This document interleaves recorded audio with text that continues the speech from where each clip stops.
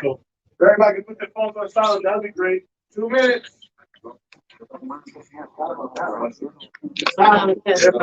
Airplane mode.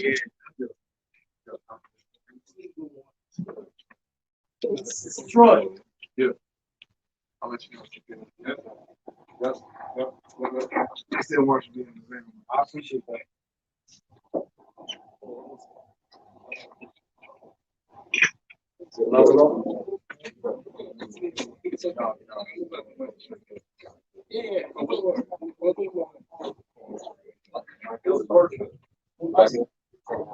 Check your plug.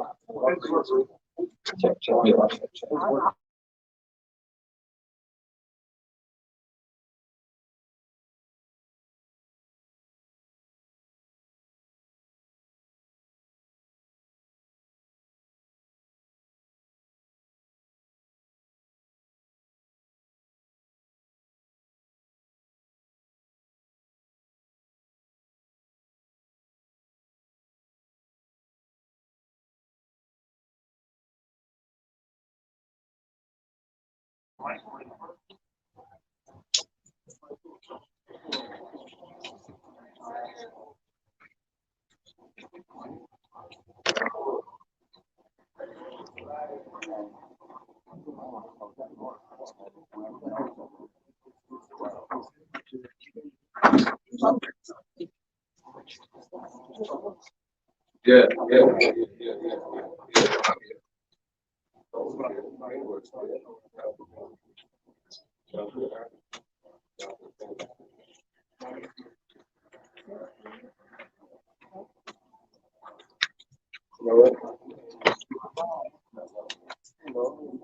I missed my first one, so it's all good. Showtime, folks. Please can we go outside and run the line? Thank you.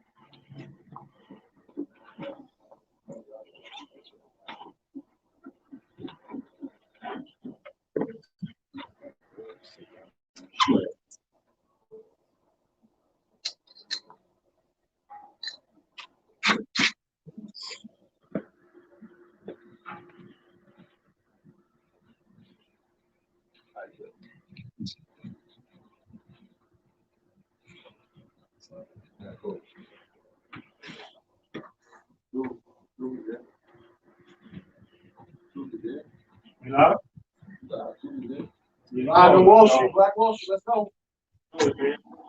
Volume up. Start from speaker.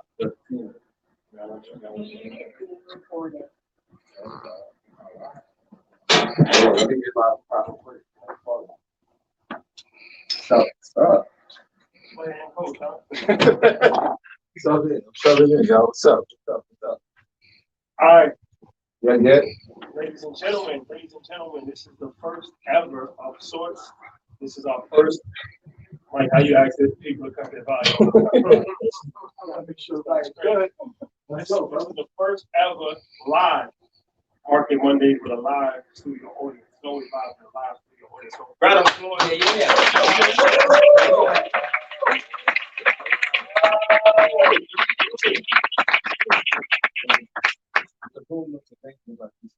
Myself, a lot of excellence, a lot of black excellence sounders, right? It came in the rain can't stop us, you know that.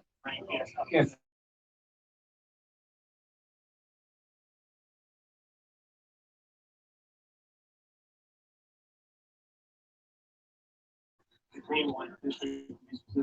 Black Wall Street. If you don't know the history, we're going to get to the history. But first and foremost, we have to thank this gentleman right here, Mr. Hill Harper. Yeah. No applause.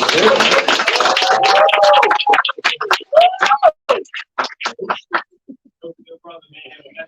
Met him in LA a few weeks ago, me and Troy, and he was telling us about his crypto wallet that he started called the Black Wall Street. Yeah. And he had an idea that we should collaborate and do some content together. I'm like, that's easy.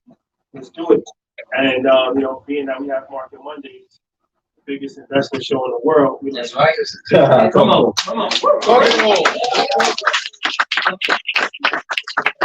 We actually started the process by mentioning your name on Market Monday. That was good. You just announced that you're going to do Black Wall Street. And we said, somebody, if you have to find Hill Harper, how to hit us up within an hour. So like, Hill Harper's looking for you. We're like, great. I'm meeting you in LA. Yeah. So he had the idea that we would come to Tulsa. We would do a live show on this day. And why this date is very important in history is that 100 years ago, on 1921, was the bombing and the massacre of the destruction of Black Wall Street. Over 300 people were killed. We're going to talk about the history, but this is the 100th-year anniversary of that. So we thought it would be fitting to not only pay our respects to the past, pay our respects to all of our fallen soldiers on Memorial Day, ironically enough, but also to look forward and to understand that, this country, this world, can never stop us. We are very resilient people, and we always will push forward. And this conversation that we're going to have today as far as building world cryptocurrency is thinking forward. So we're looking back at the past, but we're thinking forward. So first and foremost, thank you for joining us. I appreciate it. And thank you. This to me and everybody, this moment is so historic because actually it was 100 years ago, literally to this hour. Yeah. When this massacre started. Because it was right at sundown. Right here where we are. We're at the corner of Greenwood and Archer. Right here. So if you just think back 100 years ago, everywhere you see, it was Black businesses, people exchanging money, supporting each other. The streets are busted. Folks are moving places.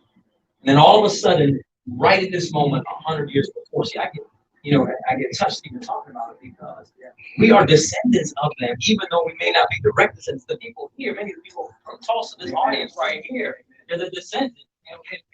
And we have to pay homage to the survivors and the descendants, first and foremost. But at the same time, we talk about this, how they tried to steal our wealth, how they tried to take it and destroy something that folks have worked so hard to build. Because right now out here, you see a couple blocks, but this used to be massive. There's a street over there called Lansing. They told me Lansing had more businesses on it than Greenwood because it was growing so fast. And it went on for, it just went on and on and on. And so to be here to pay homage in this way, in this moment, in this time, I just thank you guys for it.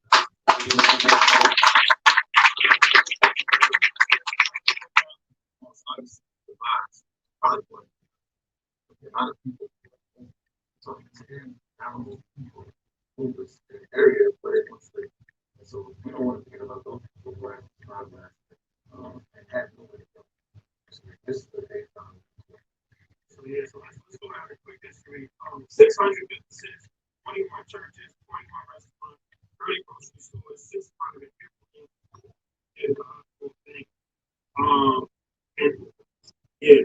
And so from my understanding, I was being educated to everybody here from the home that's actually educated me in the last couple of hours. It started kind of like an Emmett Till situation. A young Black man was in an elevator with a white young lady, and one thing led to the next. And, they were saying that apparently accidentally touched her dress. One of these he said situations, and they locked him up. And the businessmen from the area came to bail him out to make sure that he was treated well and maybe his human rights to be respected. And they didn't like that. They were jealous of entrepreneurship, the business, and they just really wanted a reason to kind of destroy it. And they waited, they locked the men up, and they came in at night and they pillaged the community. They bombed it, they burned it, and they literally just destroyed everything. mean, just burned into the ground.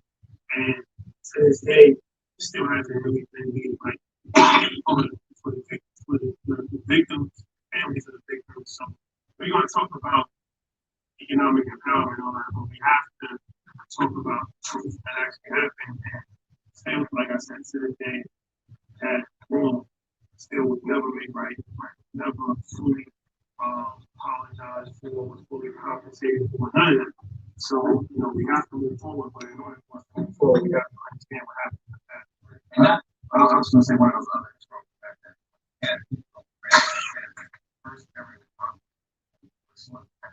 Wasn't for wasn't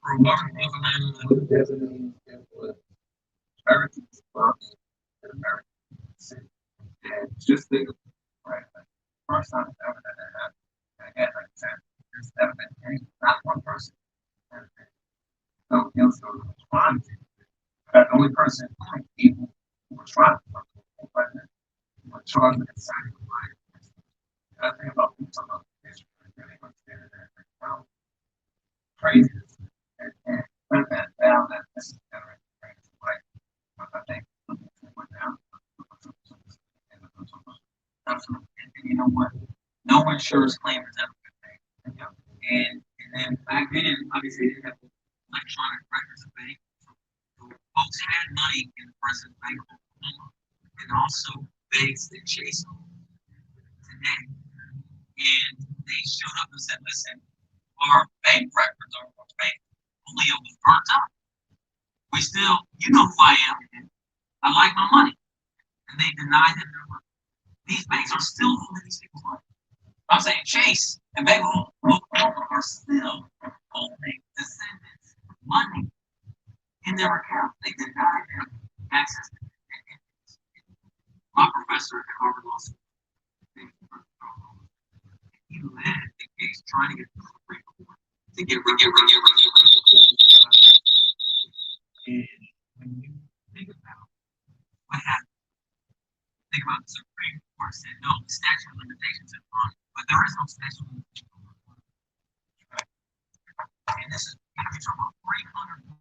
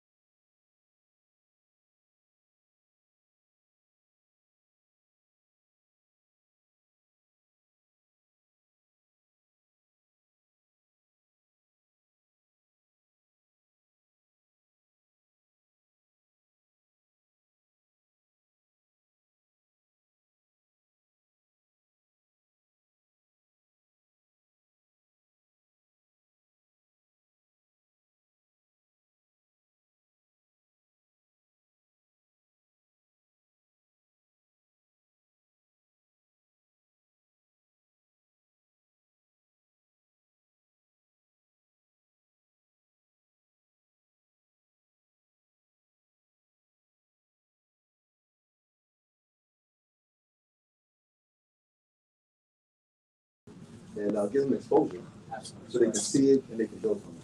So let's get into the conversation. But first, I just want to make acknowledgments. Shout out to the Lock Shop. This is where we are right now.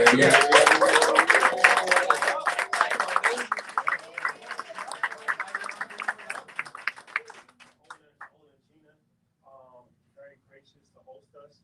So if you are in the area, make sure you patronize. And we've been meeting so many different entrepreneurs here that it's extremely humbling. So first and foremost, I wanted to acknowledge that. Thank you. Our families are here. All of our children, Troy's children, my child, Ian came with his blue suit on. So he's ready. I would have been insulted. He had a blue suit. You know what's coming tonight. Troy's lovely wife Danielle, my brother Wall Street Trapper, and our whole staff, Mike, Ben, Jamal. So yeah, we ready. I just wanted to acknowledge that so I don't forget at the end. Can we just do our sponsor? Shout Yes, please. Yeah, shout out to Ally, our sponsor. So obviously, every Monday that we do this, our sponsor is Ally Financial. It's an option if you're looking to bank or invest. Ally Financial is leading digital financial service company with passionate customer service and innovative financial solutions. They are relentlessly focused on doing it right. Shout out to Queen Lule, who blessed us last week with an amazing Market Mondays. And being a trusted financial service provider for both customers and communities. Get with Ally to make the most of your money so you can save, invest, and spend in things that matter to you. Shout out to our family at Ally Financial. All right. Good people. And shout out to Jenny, the chancellor of the university. The chancellor is here, y'all. So, all right, we're gonna get into this. Ian, I want to let you speak. I know that you put together some information as far as the economic blueprint. So we might not have time to fully go over that, but you want to do it at the end? Yes. All right. So let's jump into this. You want to talk about this cryptocurrency? Absolutely. All right. So cryptocurrency, you have the first Black-owned crypto wallet, I believe, in North America, right? Yes. Crypto wallet exchange. That's right. Crypto wallet. No Black Wall Street. So, all right. So we talk about crypto a lot on this show. What is a crypto wallet exchange? People that might not be familiar with what it is and why is it important that you have the first, well, not even the first, but why is it important to have a Black-owned crypto wallet? Right. Well, so first, let's take a step back and just talk about the move from hard money currency, fiat, to digital currency and cryptocurrency. We're in the midst of this window of time where we're moving in that way. Just like our watches have basically become accessories. We use our phone to tell time. Our watches are accessories. Your purse, your wallet, you're not going to fill it with things that you're going to use to exchange for goods and services. It's just going to be an accessory. And what you're going to use to exchange for goods and services will be a digital wallet on your phone. You're already using Apple Pay, Venmo, Zelle, Cash App, PayPal, all of these. These are digital wallets. And so why it's important to have a Black-owned digital wallet is simply this. $1 leaves the Black community today within 6 to 7 hours. I believe if we don't start owning our own digital wallets, we'll be leaving in the future between 6 to 7 seconds. Yeah. If we're going to recirculate dollars in the Black community, we have to own the technology. We as a culture have been making so many tech platforms so wealthy based on monetizing our culture, monetizing our activity on the platforms. And if we start doing that with wallets, in other words, monetizing other folks with our money, I mean, that's us investing in them. Yeah. I mean, it's crazy. Yes. We're giving them our culture, then we're going to give them our money to take our culture. Come on, man. And so even let's just be real. Cash App, they've been out there talking about Cash Apps for the culture. Cash Apps for the culture. People start to squirm when I talk about it, but they're like, I use Cash App. Yeah, don't talk about Cash App. Don't talk about Cash App. Cash App is for the culture. No, let's be real. So Megan Thee Stallion, I love her. They write her a nice check. Boom, boom, market that. They go over with Jay-Z, 500 Bitcoin giveaway in Africa. Wow. Boom, boom. They then Square, who owns Cash App, they decide, okay, we're going to buy controlling interest in title. $300 million deal. And then, watch this. Square gets their industrial bank license, same license that Amex has. Now, it doesn't take a brain surgeon to see where this is headed, right? Because if they can get 2, 3, 4, 5 million Black people on the Cash App, that part. A year from now, 2 years from now, I don't know when it's going to happen. He's going to say, yo, Troy, man, you can't afford that bill? That's okay. Cash App got you. Cash App for the culture. Cash App got you, man. And all of a sudden, we're going to have 3, 4, 5 million Black people paying minimum interest payments of 14 to 22%. We're watching a payday lender grow, a digital payday lender grow before our eyes. And we can't let that happen. We already have brick and mortar payday lenders on every block in our communities. Whether it's check cashing, payday lending, rent to own, we have people paying 400, 500, 600% in interest. How can you grow wealth if you're paying that type of interest? That type of money is being ripped out of your wallet, and in this case, it would be a digital wallet before you even see the money. So we're here to battle that. I'll just be honest. I don't got the same funding as Square, but the Black Wall Street digital wallet, we got the culture. And we can win. It doesn't take a brain surgeon, but it does take a good doctor.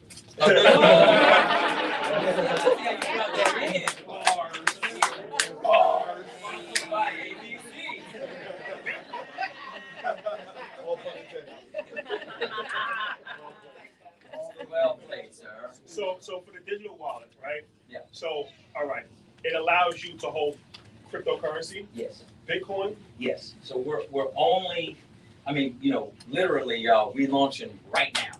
So this is it. It literally go download it right now, and we're only allowing Bitcoin right now. Why only one? Because we have to start with education first.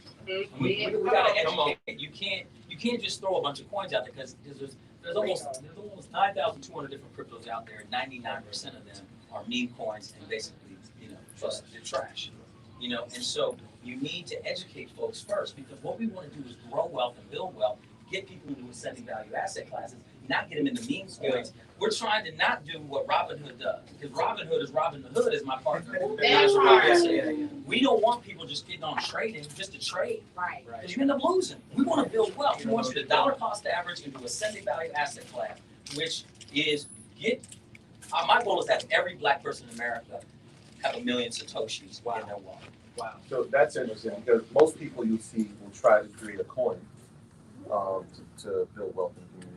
Why did you choose wallet over coin, or is that something that's coming?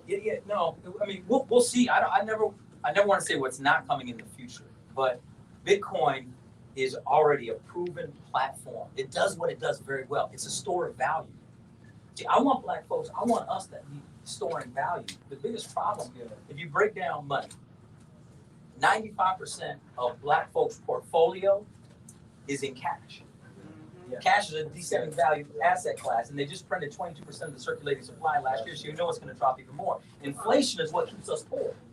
So if you're wealthy, the top 1% keeps 95% of their portfolio in what?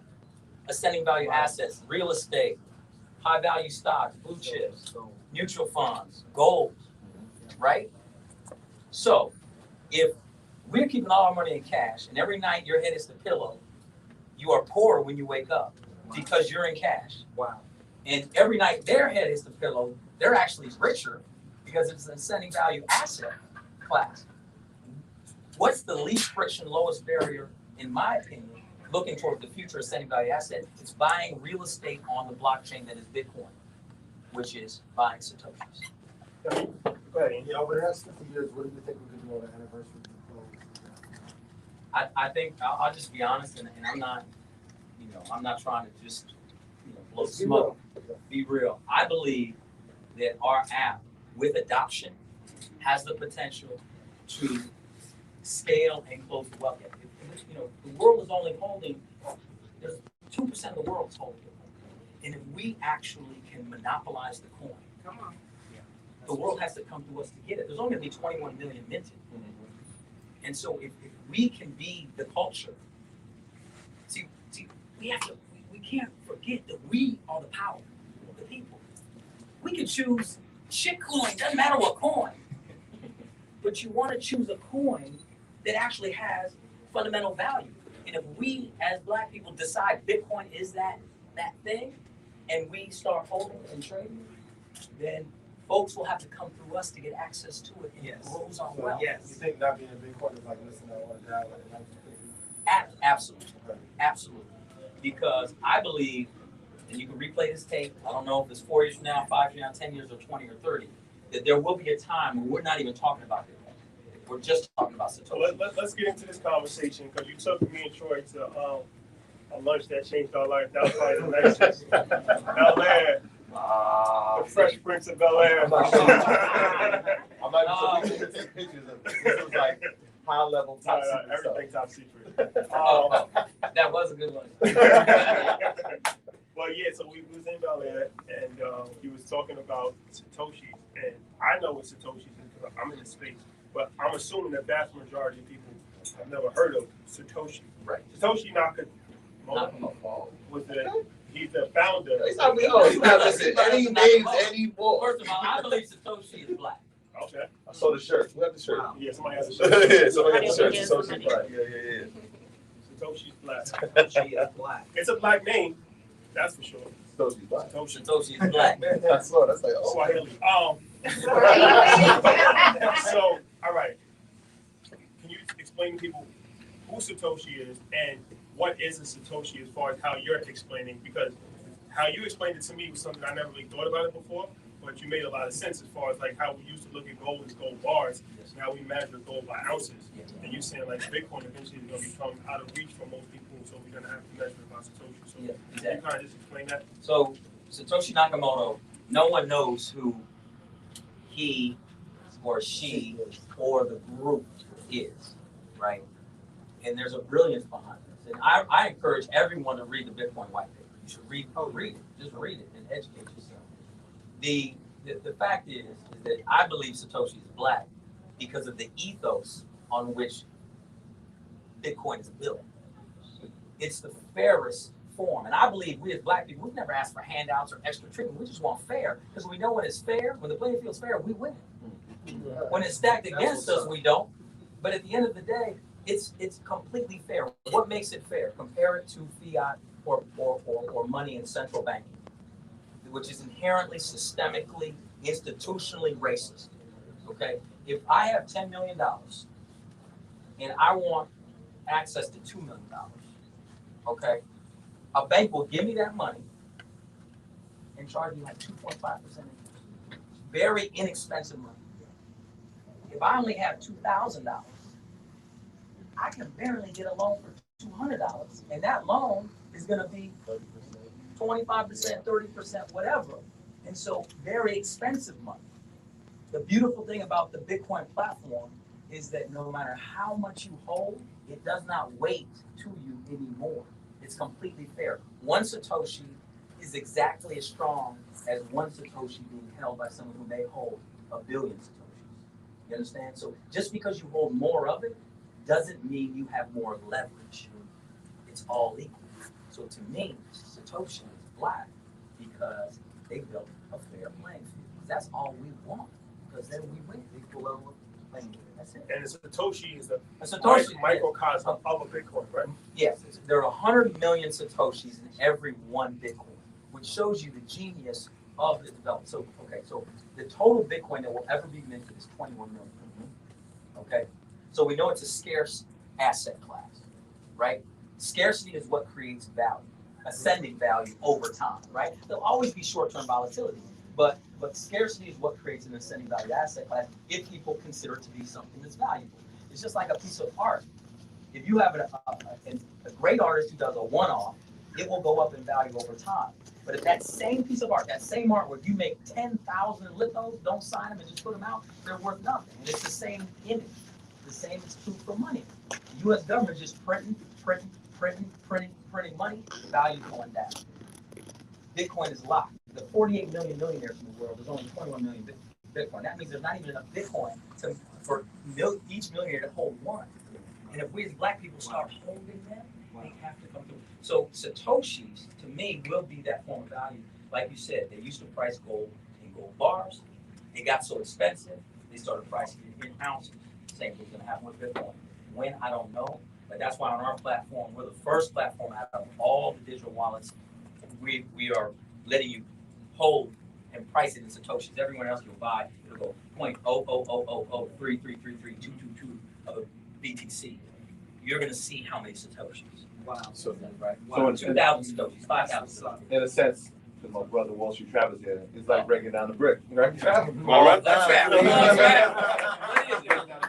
But I want to talk about a piece of the platform that you're building, because it's not just trading, it's actually an educational piece. I know you guys just came off a 30 City tour. You Yeah. want to talk about that piece? Yeah, my co-founder, Najah Roberts. Najah, she's over there by traffic. And She is, let me tell you, Najah Roberts is my hero. I'm so lucky to have her as a co-founder of this platform. She's been on the road going city to city because to truly deal with the wealth gap, she says it all the time, you gotta meet people where you are. And what makes her such a genius is that she's only one of 2 brick and mortar cryptocurrency exchanges in the country versus in Inglewood, in the community.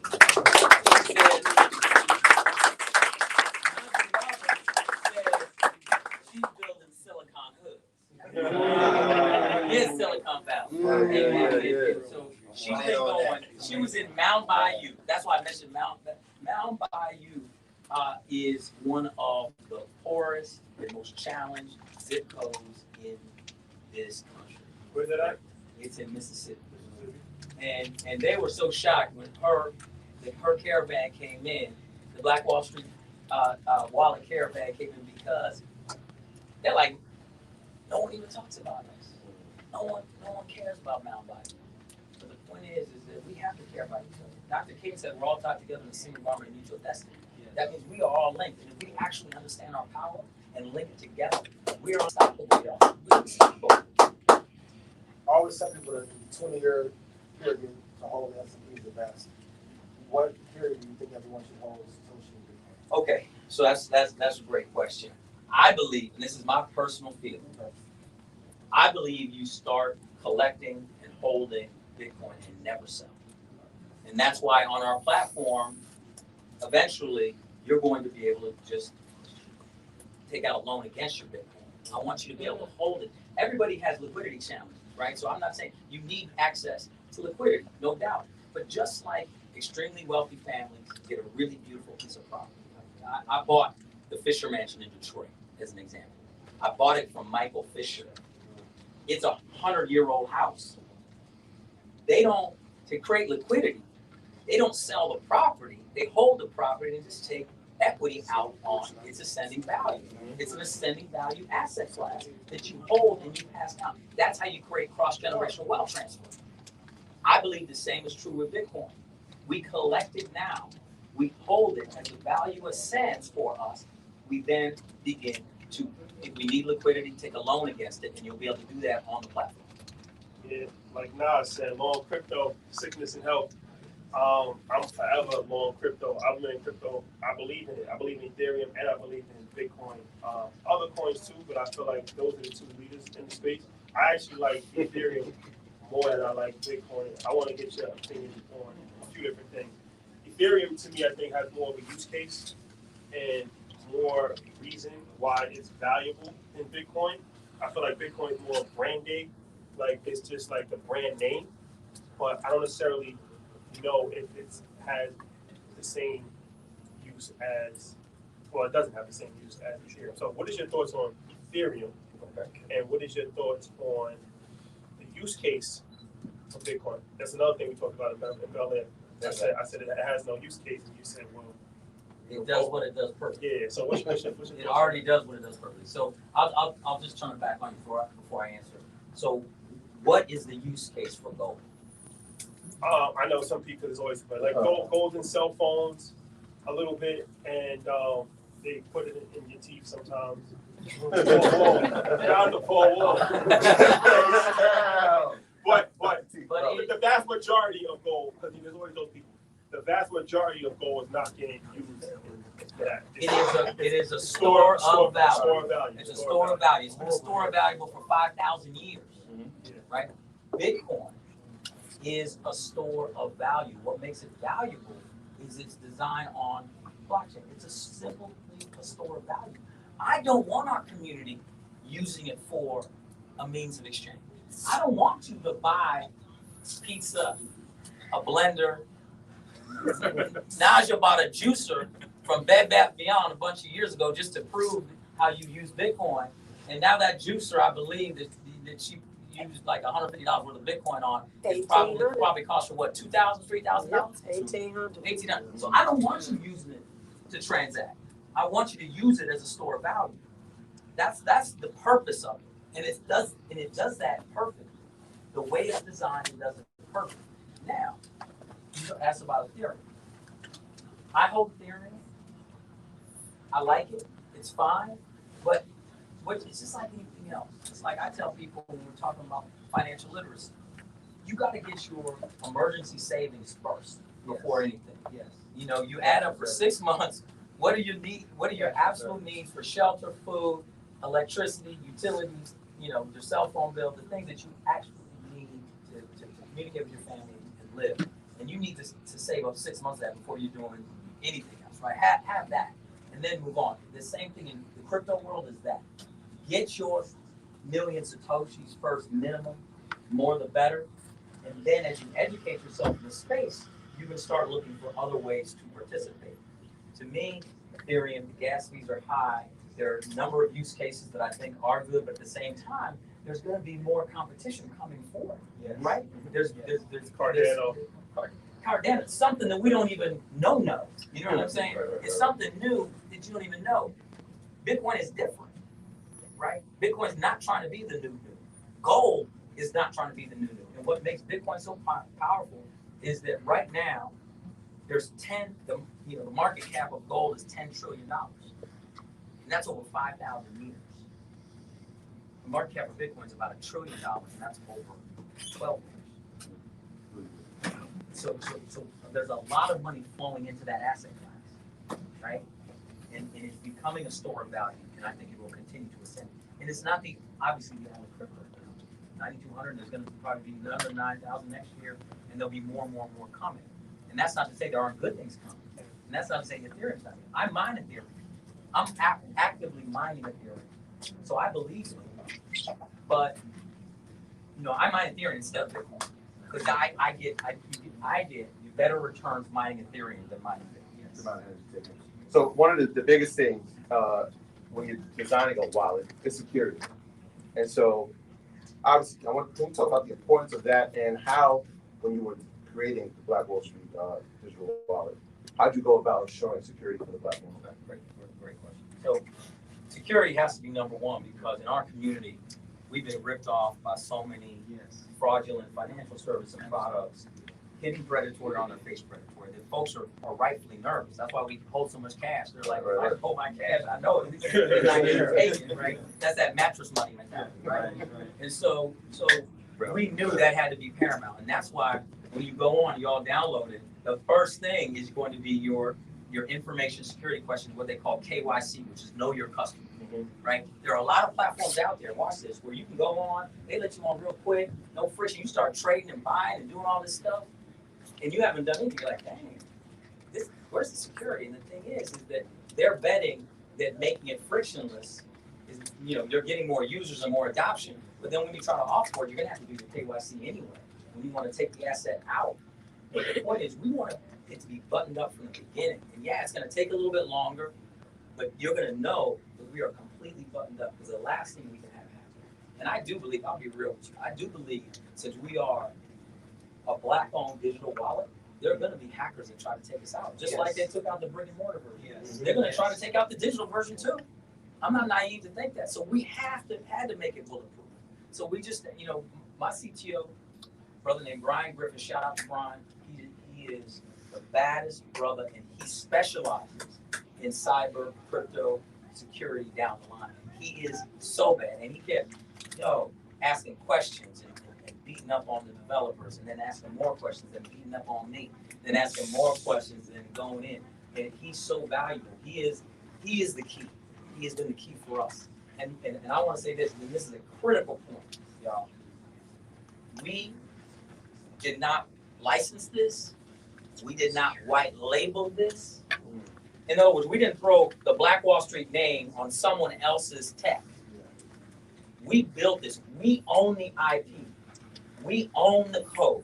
We own the technology, and that's essential. It's an essential difference because too many times folks have been marketed to something that wasn't really owned by us. I mean, think about the Rush card. When they pulled up the hood on that, you realize that was Green Dot Bank. And they put marketing on top of that. And they just put their fees. So Black folks were like, yo, if I would have gone straight to Green Dot Bank, I would have paid less. Come on, man. I always say if you invest $200 a month, let's say just half the African American community, that would be $4 billion into the market every month. How much do you think we should put into crypto to help offset some of the challenges?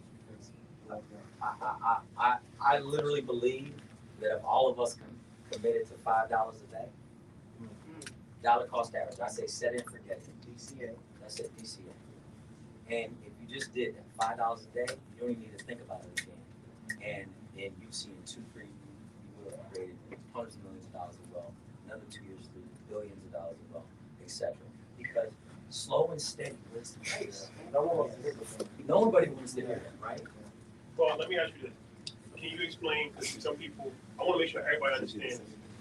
We talk about dollar cost averaging, but why is dollar cost averaging so vital in cryptocurrency, in your opinion? Yeah, it's vital in crypto because it reduces the volatility of the asset. Cryptocurrencies are extremely volatile because they trade 24/7, 7 days a week. So there's a level of volatility that exists. And remember, the massive amount of institutional money isn't in these asset classes yet. Now, when you have massive amount of institutional money and they're not just getting in and out of positions, there's a lot of people getting in and out of positions. It can move quite quickly. Dollar cost averaging takes that volatility line out of it because just simple thing. If you're always doing the exact same time, agnostic to price. So if the price goes down, you get more of the asset. If the price goes up, your overall portfolio value goes up, but you're getting less of the actual asset per trade, which is fine. Which, in my opinion, I win either way. People keep telling, I talk to people. I say, the price of Bitcoin's going down. I say, yes. They say, no, they're saying yes. I want it to keep going down because I get more of it. I want it to keep going down, and that's why the education piece is so important. Because what we can't have on the Black Wall Street digital wallet platform is people getting in, and then they get online and say, "Hill Harper's a liar. He ripped me off. This thing dropped 20% yesterday. I can't stand him." Because this is a long-term hold. It doesn't matter. You want it to drop 20%, so you get more. And I say 4 years minimum. As far as if you're thinking about getting out of the asset, whatever you're putting in, there's no one day that you, since Bitcoin's inception, that you would have bought Bitcoin and you held it for 4 years that you would.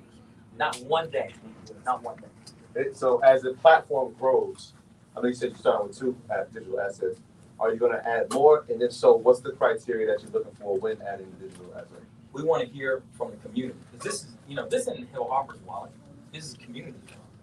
Right? So if folks say we want the black coins on there, a Dua coin, Guap coin, CJ coin, Capo coin. Capo coin. Shout out to Hey, there's a coin call coming. I had a meeting with his brother called Derek, called Vibranium coin. Oh, that's our guy. That's our guy. Heard of it? That's our guy. You heard of it? Yeah. So it's coming. Derek. Yeah. Derek Ferguson. Shout out to Ferguson. Yeah. So that's coming. So we have a lot of coins coming, by founders from our community, etc. But at the same time, we want to be good stewards of the community and give the folks what we want. We don't need to tell people. They need to tell us.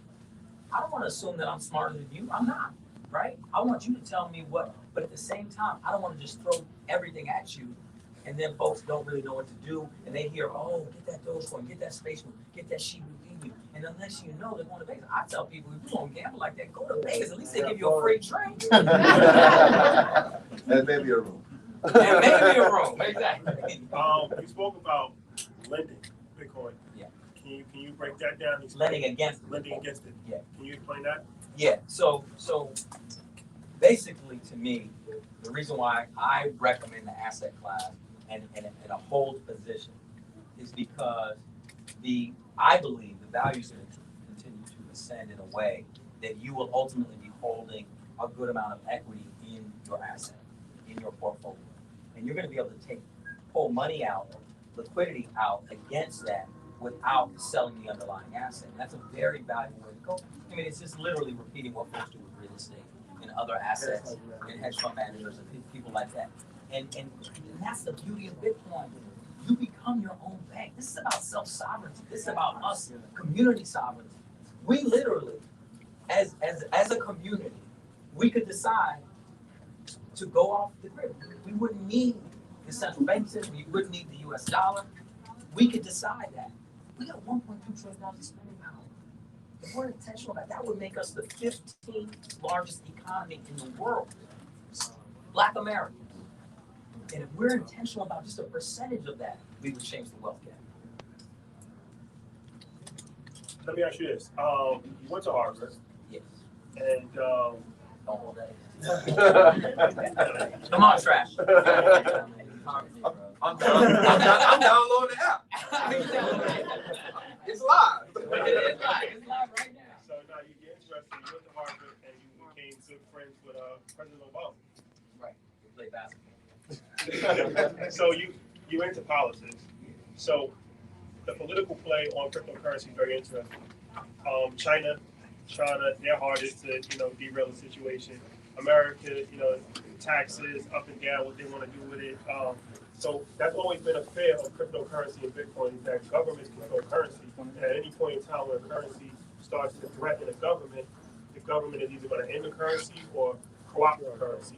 And actually, the whole point of Bitcoin will not be there anymore because the government will control it. So how do you feel about government's interaction with cryptocurrency? Government can't stop it. That's the whole power of it, because you can self-custody. So listen, if our wallet is going to be certainly secure enough for you to hold as much Bitcoin in your wallet as you want on the Black Wall Street digital wallet, right? But I don't recommend that you hold all of your Bitcoin on our wallet. I want us to take it off and hold it yourself, because that gives you power. You become your own bank. That's power. And so you get a cold wallet, you got to be really, organized and make sure you're not going to lose it.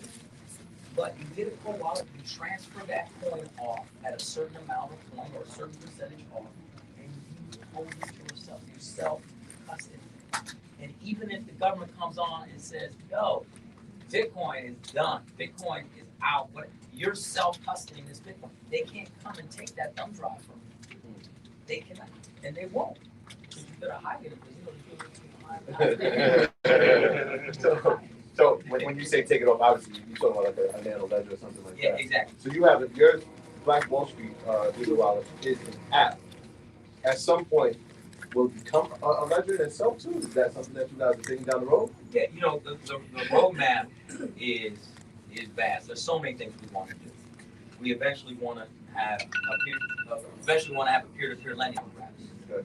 We want to do $5,000 to $50,000 micro loans, business loans, right? If we're actually able to get enough people on board and we're actually able to create that equity liquidity position on the app, folks can start lending. See, this is you see where I'm going. Folks can start putting their Bitcoin up, make interest off of it, and be giving Black businesses small loans based off what they're holding. So everybody's winning. You see, we create our own ecosystem, and that's why we called it the Black Wall Street, because it brings us right back here to the Greenwood District in Tulsa, Oklahoma. Because to me, what created the wealth here, where we are, 3 pillars. 1, institutional ownership. 2, institutional trust. And 3, the movement of money or capital within the ecosystem. Dollar changed hands 6,100 times. Back then, that was up to a year or more, right? And so that created the centrifugal force of creating jobs. Because if I go transact with you, you got enough business, you're gonna have to hire somebody else. That person's gonna start making a living, and they're gonna transact over here. Now they have to hire somebody else. So we forget the network effect of money. We can copy that same network effect within a digital wallet ecosystem. So we can have peer-to-peer lending, we have micro lending, and then we can start spinning up other things. I'm gonna hit you with something.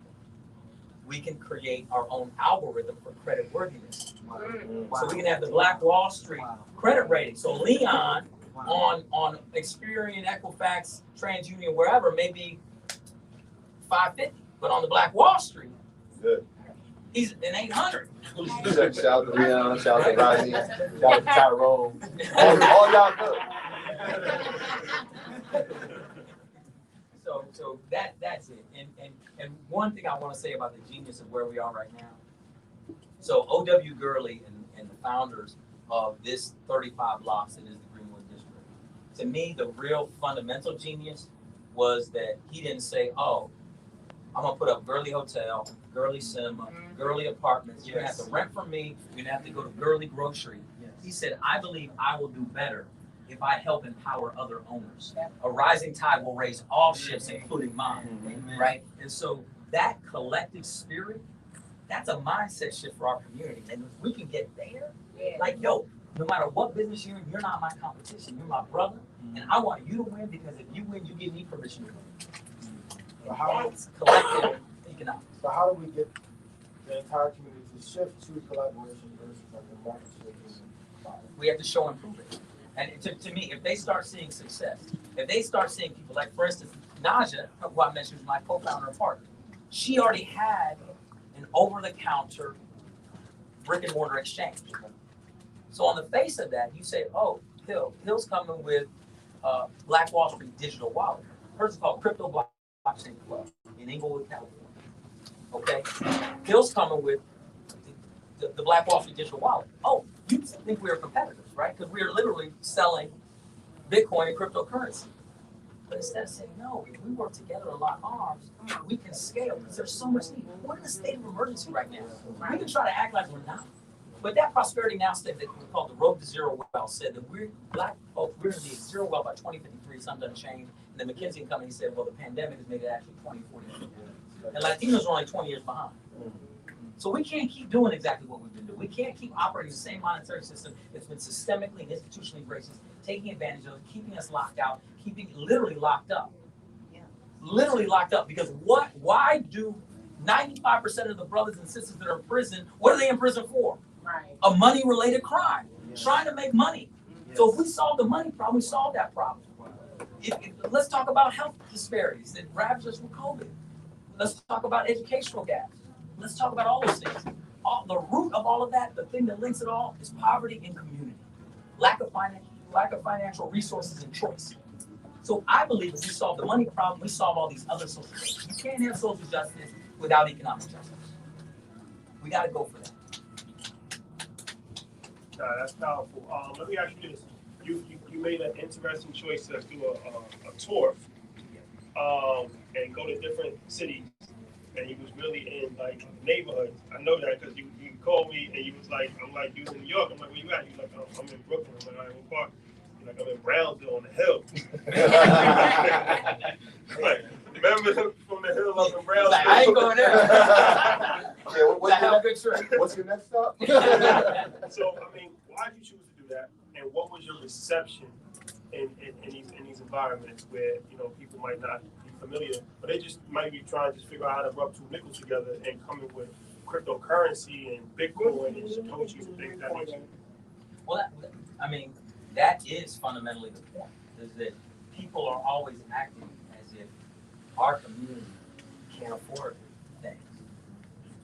Someone tried to say to me, man, you teaching people about cryptocurrency, they can barely make ends meet. And I say, that's why. Mm-hmm. We need to get them out of cash.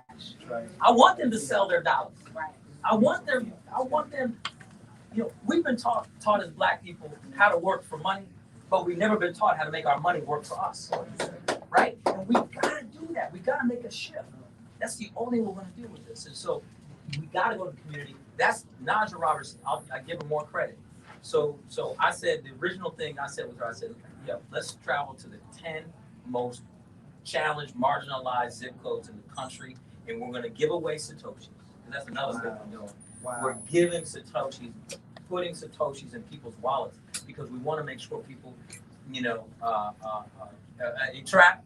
You may like this one because they say that you give people a little product to get them in. Talk about it. About what it is. You want to give them a little. You want to give them a little. So we blessing people with some satoshis, putting them in their wallet so they can get used to this concept and understand that this is something that's accessible and available to them. Too long they've been locked out. Too many barriers to entry in getting those ascending value assets. And we want to show that it's not. No matter where you are, no matter who you are, if you can get $1, $2, if it's $1 a week, $1 a month, $1 a day, whatever you can do, just start. That's it. Are we good, Mike? We good? Yeah, hold on. I got to take questions. Yeah, we're gonna get this. I just want to make sure we're good. We may have gone offline. I see him moving. I'm like, yeah, moving too much. So just make sure we're good. Come on, Big Mike. Let's go, baby. About to shy anxiety to the roof. You know, he start giving that look. Yeah. Everybody will be like, why Rashad looking like that?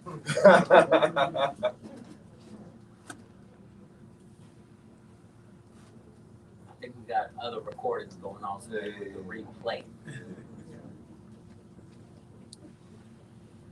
Yeah, we're off here. It's on, but it's just not. At 8:50, we're off here. Everything plugged in, bro.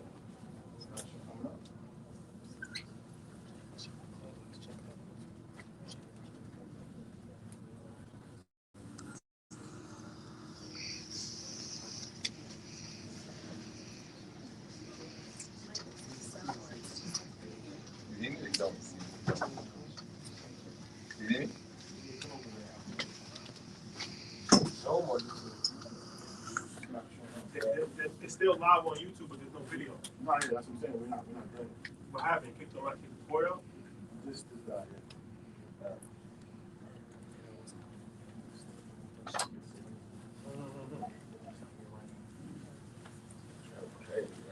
Live show, man. Play through it. Shout out to Ivy. Tell us about Market Monday. Huh? Tell us about Market Monday. Let's just try and just see what's going on. We'll try. What about the environmental impact of Bitcoin? They can hear us. They can hear. They can hear us with the video.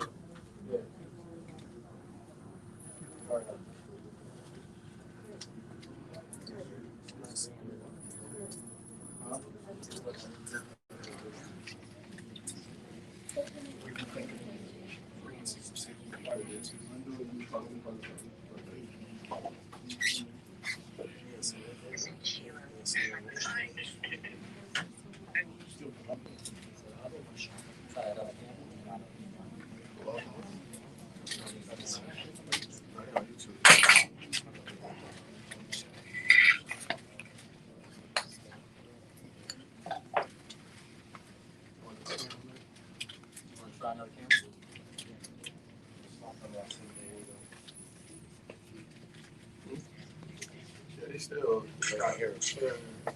I can hear it. Okay.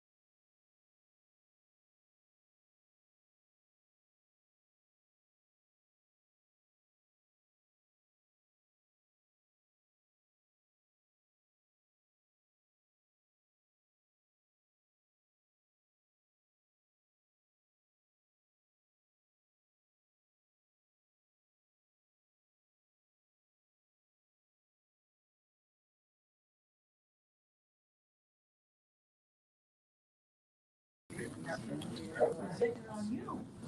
And so you have to follow your heart and your intuition.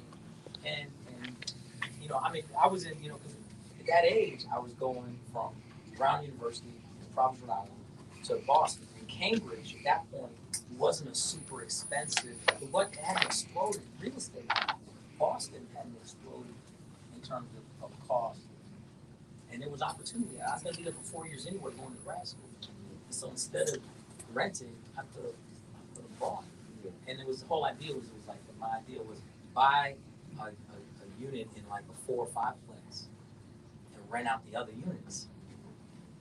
And so I needed my daddy to help me with the down payment. And he was like, No. You're good, kid. you're good. I want to stay with the fear, and I'm going to flip it a little bit because most people know you're an established actor, you're well educated, but you're going into this space. And so I'm sure there's plenty of doubt and a bunch of naysayers, I'm sure, right? Like, oh, he's an actor, he doesn't know what he's talking about. How do you deal with that? And in turn, how did you build your team, right? Because you had to find the people who also had a similar passion and belief in this as well. So how did that process go?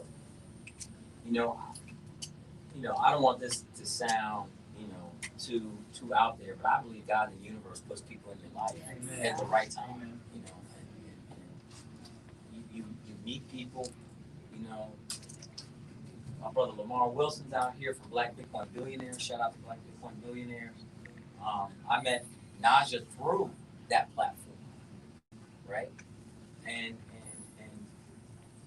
you think that Brian and I got introduced because I was in Seattle. We shoot my show, The Good Doctor, up in Vancouver. So I was in Seattle.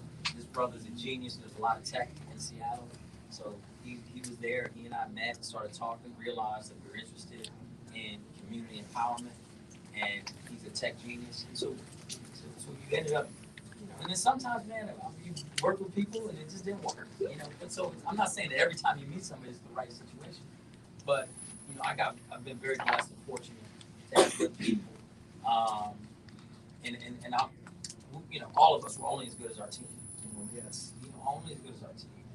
And I'm adamant saying this is not Bill Harper's wallet. This is ours, right? I'm literally attempting to do it the way O.W. Gurley thought about, the Black Wall Street and Greenwood district.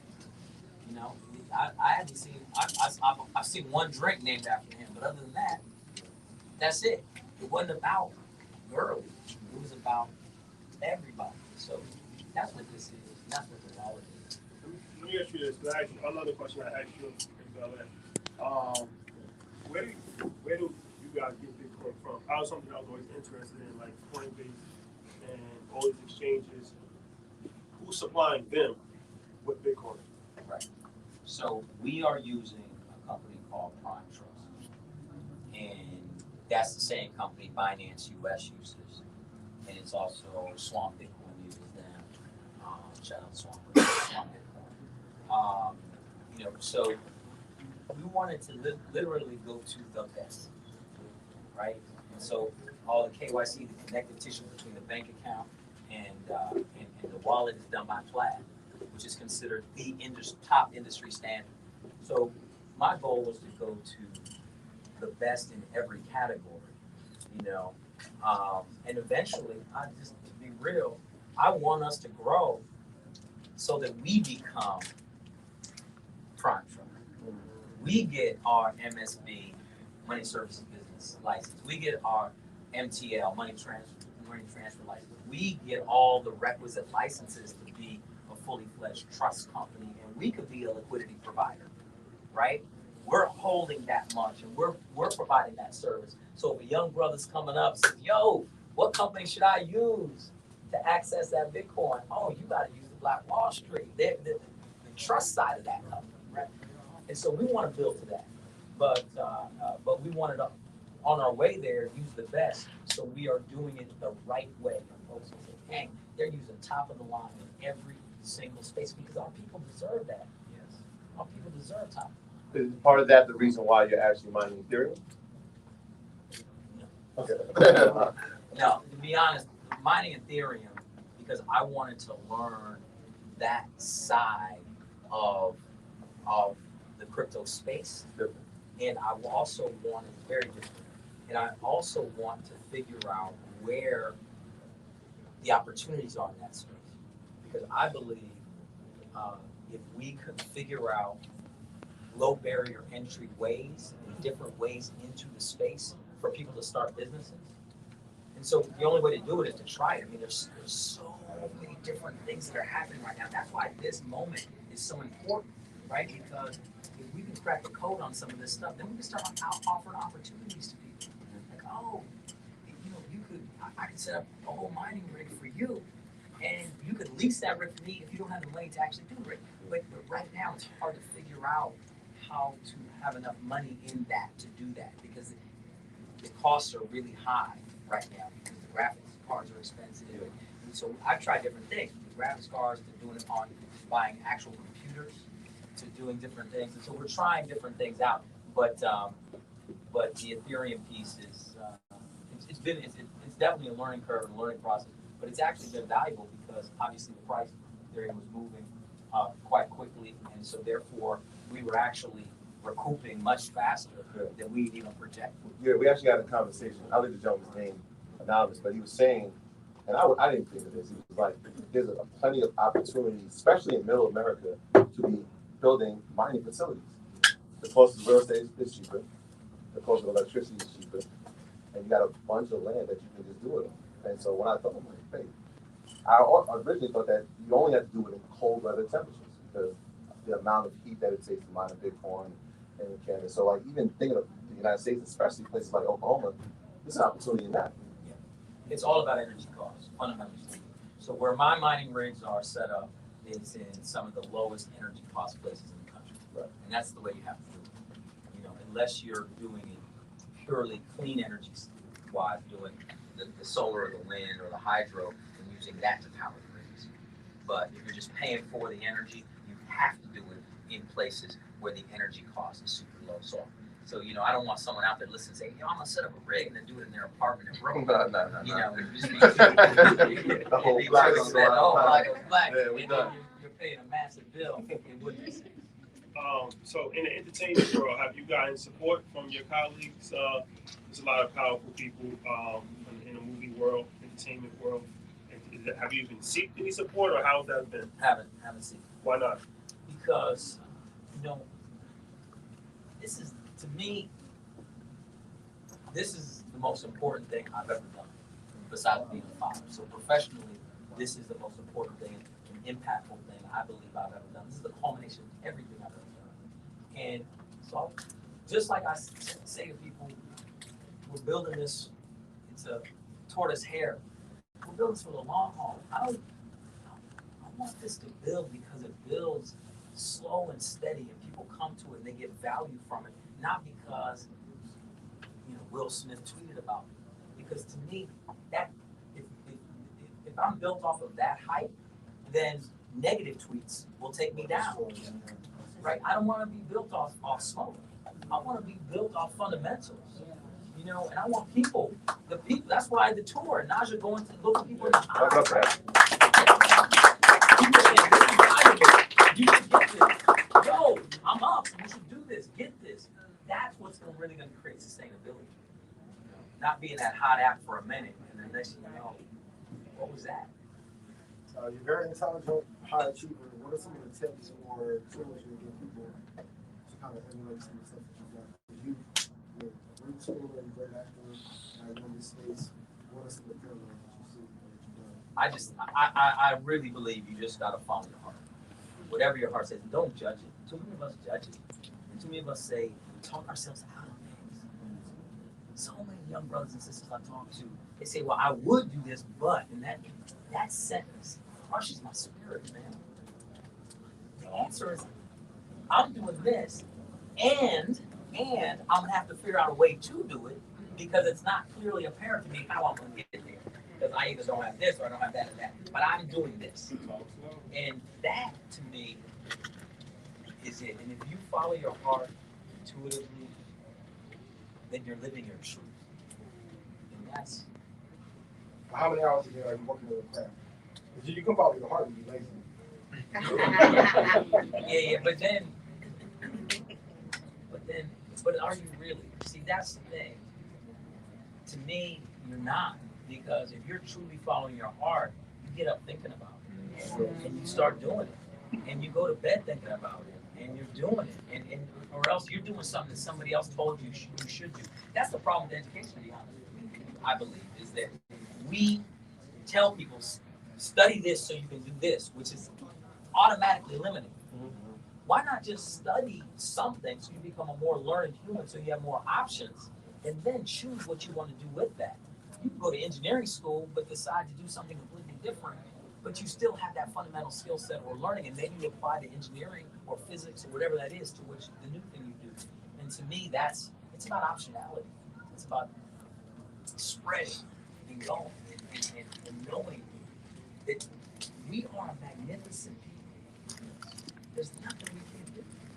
And if we know that fundamentally, we'll start understanding our power, and I believe we'll start spending our money like that. Right? But if we believe we're less than, then we start having to buy stuff to make us feel better about ourselves. When those stimmy checks came out, Najah was telling me she was driving down from Inglewood to Beverly Hills. She said there was a line down the block at the Louis store on Rodeo Drive. People with house shoes and hair rollers, they're looking like us. And so why do we feel that we have to do that to make ourselves feel better? Why can't we say, you know what? I'm gonna actually start my own black-owned high-end luxury handbag service. And then the community supports that. So we have a black-owned Louis. I mean, your man from LVMH, Bernard, whatever his name, he just surpassed Elon Musk is the wealthiest man in That's the crazy. world. Because their stock price went up. Yeah. And that's us again. Moet, Hennessy, Louis Vuitton, Yeah. Christian Dior. Dior, Make sure they know that. Yeah. the Mount Rushmore. Fendi, make sure they know that. You know what I mean? Mount Rushmore, Atlanta. Gosh, Najah. Shout out to the A.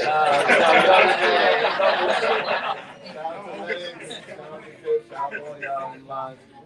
Shout out to my boy CEO Najah. So, as far as the financial literacy play, who turned you on to cryptocurrency? Okay, so I went away to, y'all ever hear of this thing called Summit Series? I used to go to a lot of different retreats. What's that? So, I never heard This was called Summit Series. This particular one was called Summit Series, and they used to have these retreat weekends where, in this case, it was up in the mountains in Utah.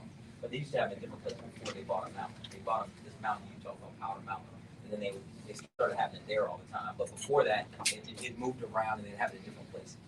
And so they had different seminars. When you go away these weekends, different seminars. The one was a seminar about Bitcoin. I'm like, man, this is probably about 2014. And so I go to this seminar. This guy's talking to me about how Bitcoin is the way it's built, the technology, it's the way it's, it's about opportunity, it's about equal access, it's literally about dealing with wealth gap, providing access, lowering barriers to entry, all the things we talked about. I still don't really quite get it. And so I went up to him afterwards and I said, man, what do I do? And how do I start? He said, man, you just got to start mining and start reading and learning. And he says, the more you learn about it, he used this word that in the Bitcoin community. He said, the more you learn about it, the more convicted you get about it. Your conviction will rise. Mm-hmm. I said, okay. I said, well, how do I say? He said, just go. And I'm not going to mention the platform he told me to go buy. Because if you look up what's the most racist platform in the crypto exchange piece, because the CEO is treated black and white wrong, is that platform. And so I went there because that's where he told me to go. And I think you're never supposed, by the way, folks out there, never tell people how many coins you hold, how many satoshis. Because as the value begins to rise, people don't forget. That's just a rule in the Bitcoin community. And that's also a rule in the 10 Crack Commandments. Shout out to never let them know how much you know, jealousy.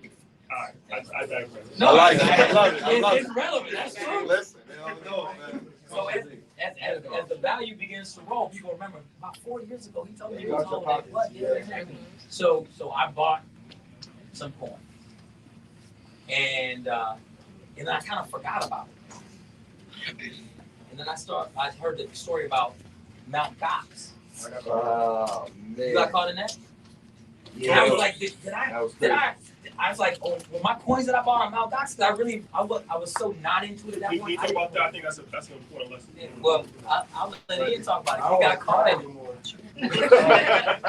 I mean, protection is most important. You have to put it in a stable place. So then you can have a platform that's trustworthy. So if not, I woke up one day and all my coins were gone. Went to the bank. I was like, hey, took my coins. It was like nothing. But that's why the protection part. Protection part is So essential. defense is number one. Okay, let's go back to the name, Black Wall Street. Obviously, 100 years to the moment of the massacre. 3 living descendants still. Obviously, 3 living survivors. Plenty of descendants. What are their thoughts on the use of the name? And have you spoken to any of them about this space, the crypto space? So yesterday, I was so filled, man. I got a chance to be in the audience. And right there, Mother Fletcher, who's 107 years old. Uncle Red, who I believe is 105 or 106 years old. They were just sitting there and eating, and I said, I asked grandson, Ike, if I could speak. They talked to me for a while. And I talked to him about the platform. And I said that I was making a commitment of $1 million of profit to go to the survivors and descendants and families. Because for me,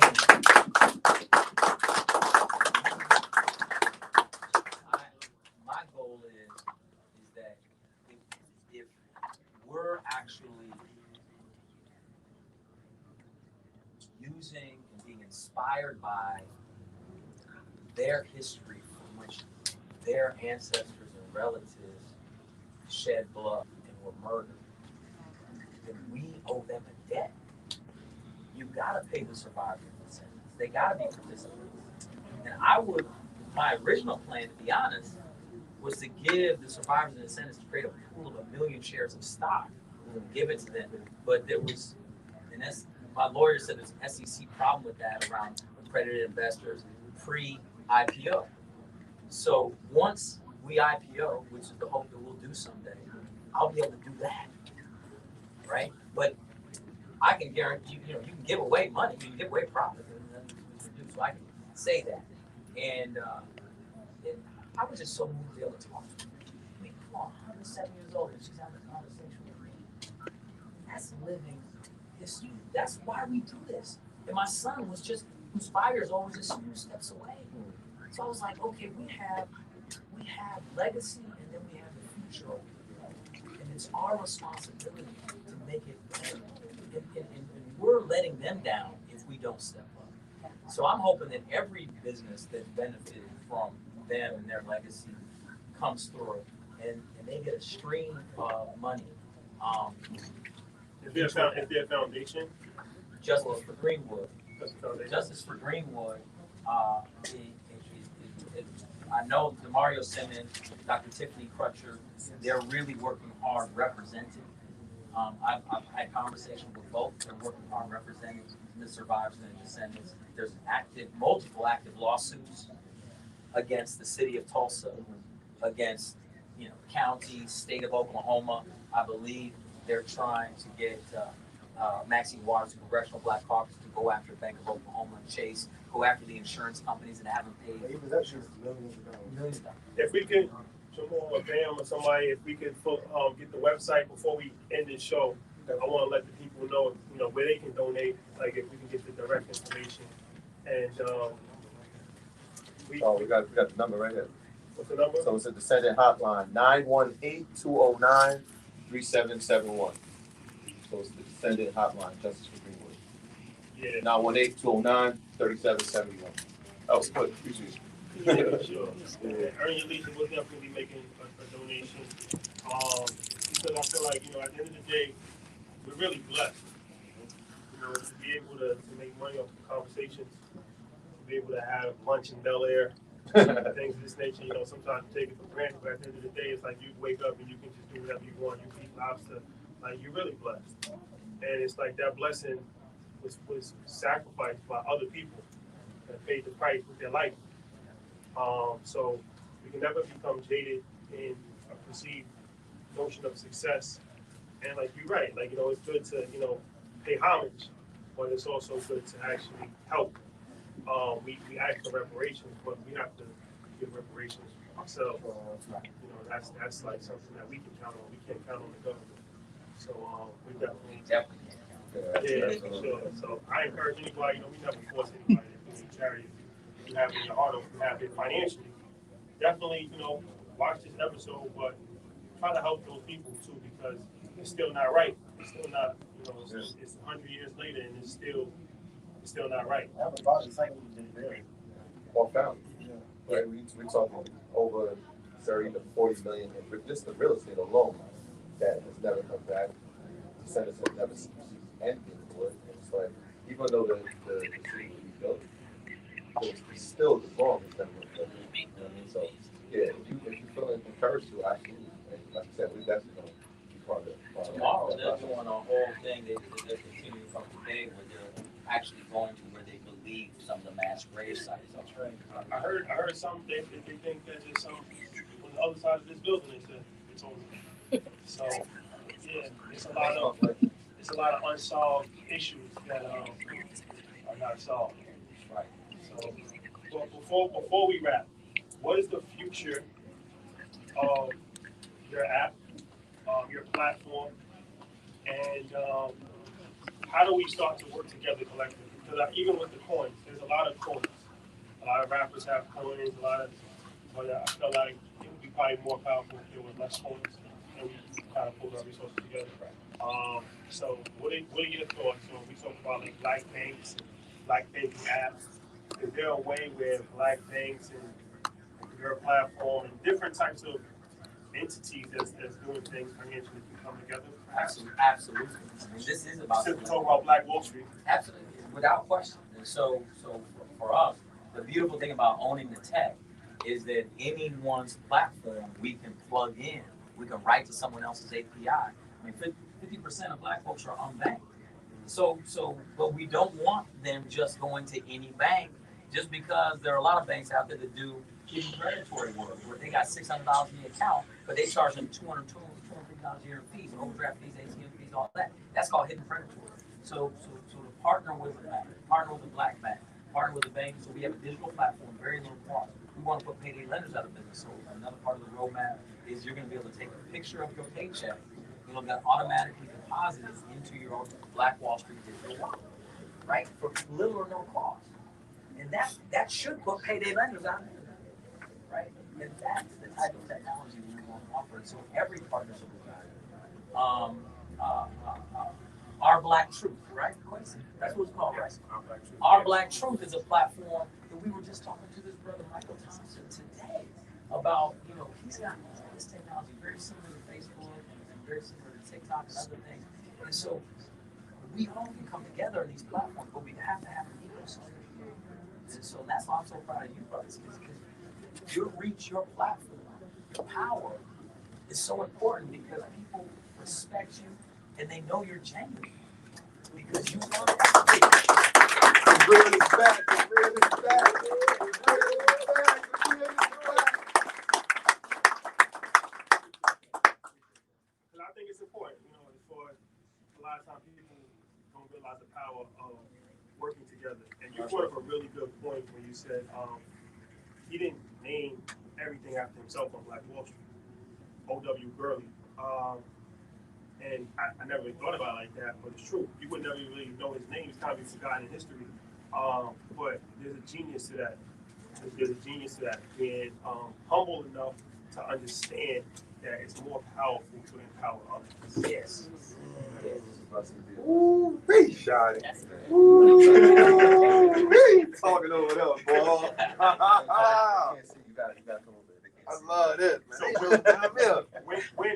When can people actually start to use your platform? Right now. Today? Right now. This is it. Right now. Breaking news, We chose this moment. We've been building to it, this to be the exact time that this massacre started. We wanted 100 years later to honor that by launching at that exact hour, that time, on your show. On your show. This is a blessing to be on the show. Blessing to do first Market Monday live in front of an audience. Yeah.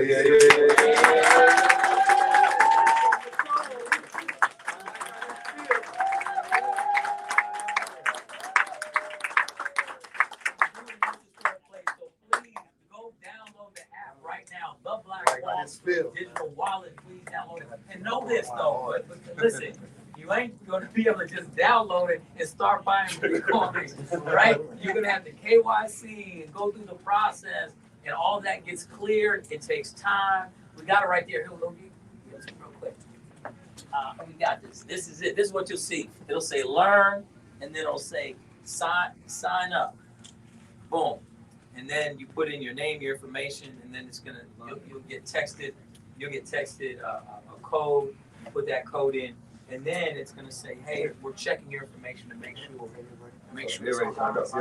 Oh, you already signed up. That's what I was doing over here, man. We was signing up over This there. is traffic right here. I beat you. This is fun. So you come on now, and if you hit invest now, you just sign up. So it says we are now verifying your information. Because like I said, we're doing it all first. We're verifying people first. We don't want any money laundering on our platform. Yes. We don't want any nonsense. We don't want anybody doing anything that could potentially get shut down in any way. It's going to be so squeaky clean and completely bulletproof And then you have all these videos, all these learn. There's my partner there, Ms. Najah, her video. What is Bitcoin? Simple. Got some content for you. Right? Yeah. Come on now. That's her intro. And I asked Sasha, I said, how come her intro is better than my intro? It is. Thank you, Sasha.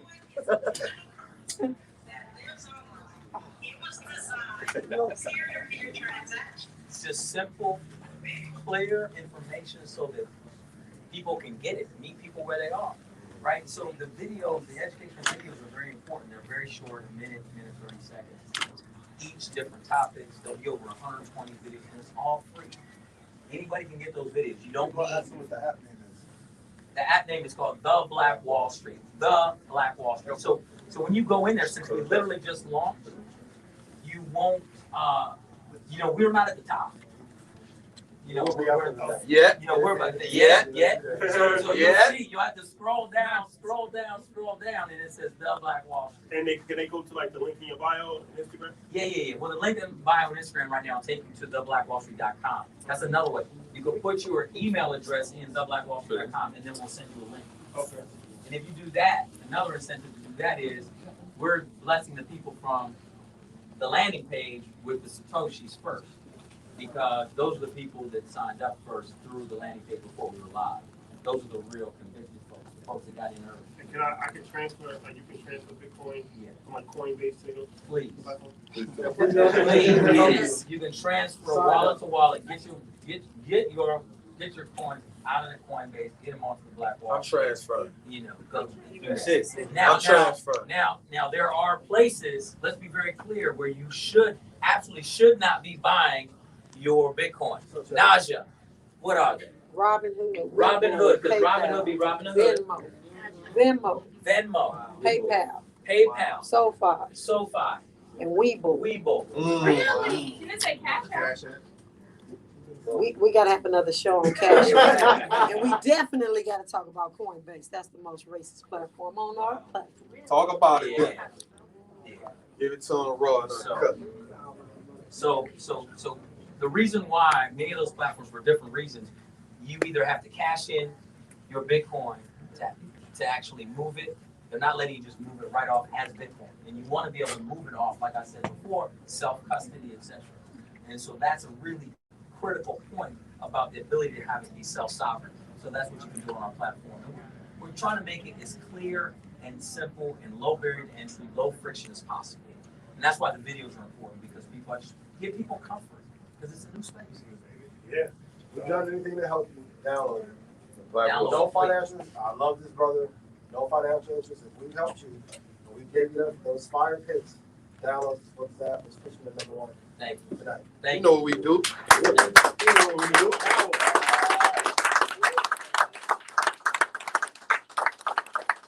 been an honor and a pleasure. Shout out to everybody that's here. 50 people outside that couldn't get in. I can hear somebody playing from the speaker. I know, right? All the time. It's like a block party. But thank you to everybody. I have high levels of anxiety, and for some reason, they always test my anxiety levels. So we lost power for 5 minutes, but we fought through it, and we got through it. And that's the most important thing. There's always issues in business, but it's not the adversity; it's how you handle the adversity that matters. Right. Hey, look, 100 years ago, entrepreneurs were massacred. 100 years later, entrepreneurs have come back to let you know that the dream is alive, and we're gonna fulfill everything that y'all thought was possible. So I want to shout out to every person in this room. I want to shout out to my brothers. I mean, this is incredible that we're doing it together. And shout out to all the sisters who are here with us as well. But the dream is alive, and I feel like a huge sense of obligation has come over me since I've been a few hours up in here. That the mission, and I should have worn the marathon sneakers, but the marathon really continues and it really lives to us. So I want to encourage y'all to keep going. Shout out to all the earners. Shout out to all the communities that are pushing this narrative forward, man. This is an incredible movement. We say this all the time. There was a massacre that took away businesses. This time around, it's going to be completely different because they can't stop us. They can't stop us. They couldn't stop us then. They definitely can't stop us now just because the information is so readily available. and we're delivering it, and it's a name to trust. Shout out to everybody that's part of this and leading it. I feel very fortunate to be a person in this movement. So again, I encourage everybody to do their part, and we definitely gonna do ours. Shout out to Senator Connie Johnson. Yeah.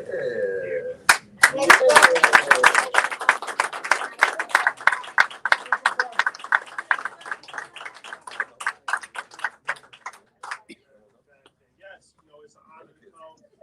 Everywhere we travel, we just, you know, the love is always felt. But you know, this is definitely something that I felt the energy as soon as we got here. People just embraced us, telling us the history of what's happened. So very humbling experience. Glad that we had the opportunity to come. Thank you again. Shout out to Angela for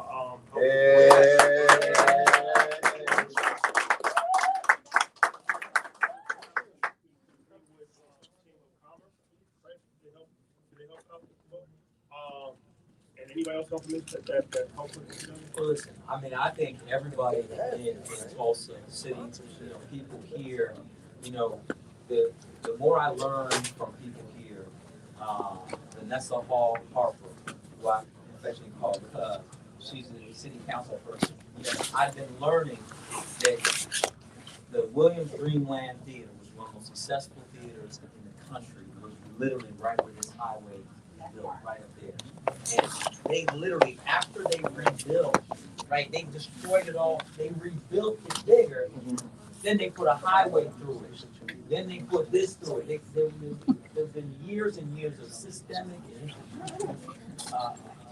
racism to try to stop this community. And now most of black folks are in North Tulsa and they're struggling. So this is yet another reason for us to see back into this community, help young entrepreneurs, help them create businesses. Being here is big. The Luck Shop. That's right. Support this business. Brothers got a great coffee shop in Detroit, right in downtown Detroit. So I love coffee. I love coffee shops. Brothers got a beautiful coffee shop called Liquid Lounge right here on Greenwood Avenue. Shout out to them. There are so many beautiful black-owned businesses here. We can support them either on a platform or come here, support these businesses, and we all will rise together. That's it. I love these young brothers. They dying. Come on. Look at this t-shirt. I love my sons here.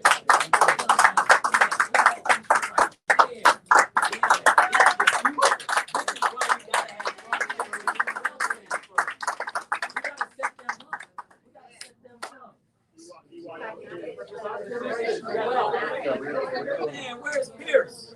There you have it, ladies and gentlemen. Come on.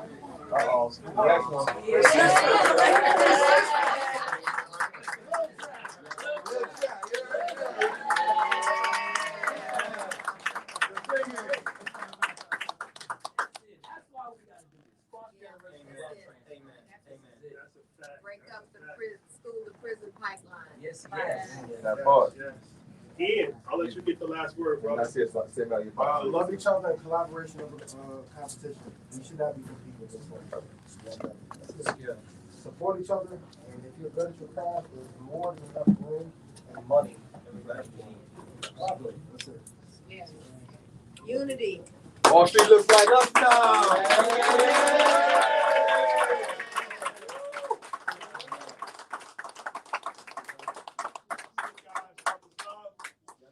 We'll see you next week. Clap it up for yourself.